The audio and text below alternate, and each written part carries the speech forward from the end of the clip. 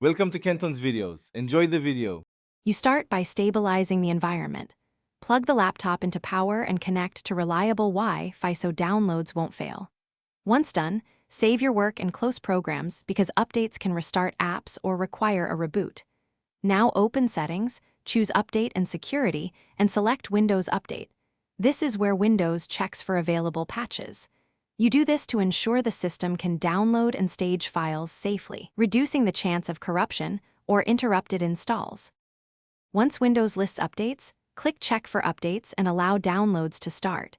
You want these applied in the right order to prevent failed installs. If optional updates appear, review them. Driver updates can help hardware but can also introduce issues, so install only necessary ones. Monitor progress in the update window and pay attention to messages about required restarts. If Windows schedules a restart, you can change the active hours so the reboot happens when you're not using the laptop. You finish by restarting, select Update and Restart so pending updates can apply during boot. This is when many changes finalize. After the restart, verify success in Windows Update by viewing the update history and check that peripherals and drivers function normally.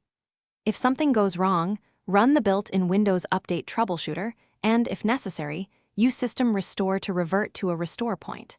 Make note of any error codes displayed. They speed up targeted fixes or support conversations. Thanks for watching. Consider subscribing if we helped you.